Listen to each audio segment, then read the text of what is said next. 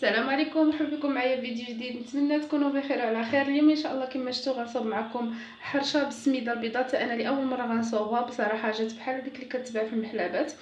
نتمنى الفيديو اليوم ينال الاعجاب ديالكم، وشكرا. ندوزو للطريقه والمكونات. ما تنساوش تشتركوا وتفعلوا الجرس وديروا الاعجاب في القناه، وشكرا. ندوزو للطريقه. بالنسبه للمكونات ديال الحرشه ديالنا بالسميده البيضاء هما عندهم بسم الله. عندي هنا تقريبا نص كيلو السميده البيضاء، عندي كاس الزيت باش غنرملها، معلقه صغيره ديال الملح دائما حسب الذوق، معلقه كبيره ديال السكر سنيده ممكن تعوضوها بالعسل، خماره حمراء، شي شويه ديال الخميره ديال الخبز، الماء بارد باش نجمع الخليط او السميده. هنا ممكن تخلطوا السميده الصفراء مع البيضاء. انا بغيت نجرب البيضاء نشوف كي كطلع بها الحرشه. ندوزو للطريقه. هنا غندير الملحه، بسم الله، السكر، الخميره الحمراء، شويه ديال خميره الخبز. غنخلط هذا كاملين. غادي نرملها بالزيت. نتوما ممكن ديروا الزيت البلديه، انا هنا دايره غير الزيت العاديه. ممكن ديروا حتى واحد المعلقه الزبده اللي كيبغيها تجي شيشه اكثر. غنخوي ونرمل ونشوف. غنرملها مزيان. هذه كتصلح حتى للبطبوط، كتصلح حتى للخبز، ماشي بالضروره للحرشه. ولكن كما قلت لكم الا بغيتو تخلطوها مع الصفرة باش ما تجيكمش بيضه بزاف. صافي، من بعد ما رملتها مزيان تدخلت لي الزيت، غادي نقص باش غنرش المقله.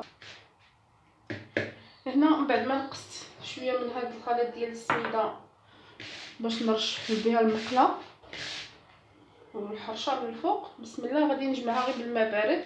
دائما كما كنعرفوا الحرشه ما كنعجنوهاش، غير كنخلطوها بيدينا.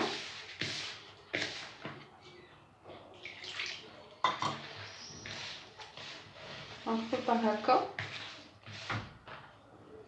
على بيا غنبدا ندورها بيدي بحال هكا غتتجمع ليا.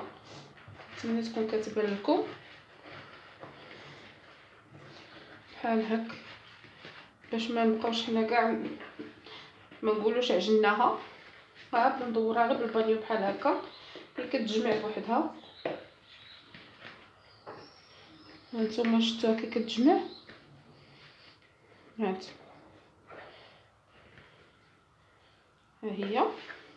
غنخليها ترتاح واحد شي شويه على ما نوجد المقله. هنا جبت المقله غندهنها بالزبده، انا عندي كانت هنا في الفريكو جامده. غنحاول انني نمشيها بيدي هكا.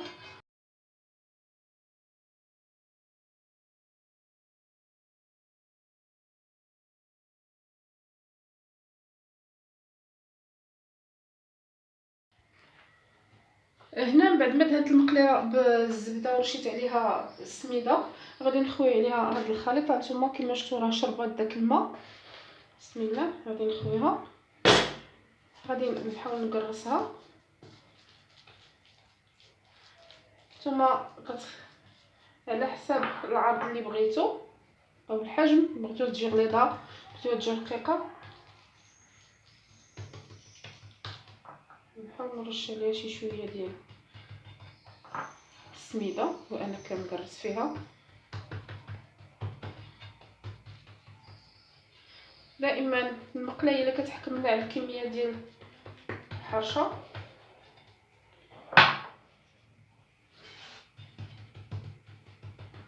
غنحاولوا فاش نقرصوا نحيدوا داك الطبيع ديال السبعان. نتوما كما شفتوا نحاول باش تجيني مقاده بهذا الشكل. غادي نجيب واحد المعلقه هي باش غنقاد الجناب بحال هكا باش تجيني.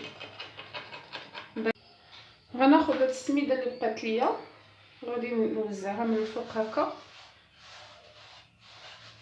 في نفس الوقت انا كنحيد دوك لي طراس صباعي.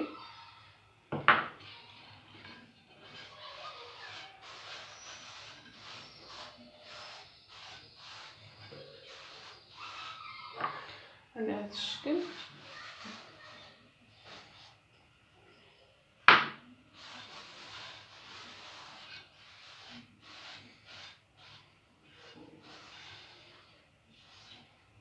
ونعاود عاوتاني ناخذ نفس معلقه باش نقاد الجناب ديك السميده تدخل فيهم.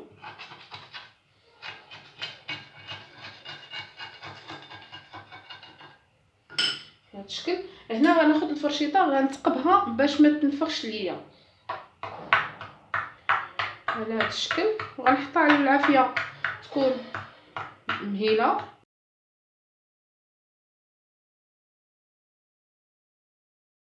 هنا فاش بدا يدخلنا الطياب الحرشه كنبدا ندورو المقله ديالنا، كل مره نقلبوها لجهه حتى نحسو بها تحمرات وشدات راسها، عاد كنقلبوها. فاش كنتقلبوها بحال هكا ما كتنفخش لنا، ما كتعطيناش دوك النفاخات اللي كيخليوها تخوى من التحت وكتجي مبوقه من الداخل. هنا من بعد ما طابت ليا الحرشه هانتوما كتحرك. انا دابا غادي نقلبها، غنحطها هذا وغنقلبها.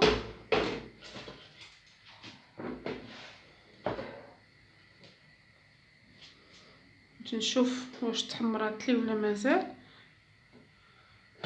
انا غنمسح المقله هانتوما كما شفتوا، غنمسح المقله ونعاود نردها. بعد ما مسحت المقله غادي ناخذ شويه الزبده هكا، غادي ندورها عليها بحال هكا تذوب ليا. غادي نحط فيها الحرشه بهذا الشكل، حيت الا خلينا فيها ديك السميده غادي تحرق لنا.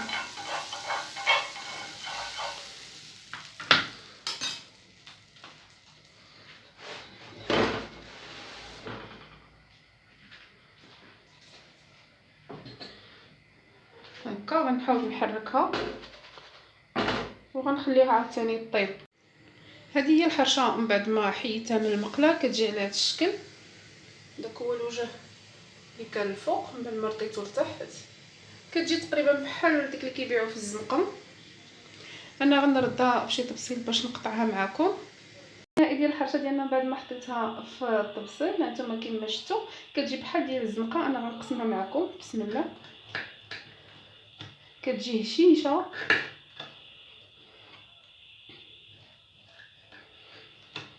هانتوما،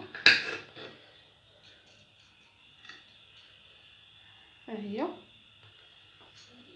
هكا كتجي الوجه ديالها. انا حطيتها على هذا الوجه التحتاني.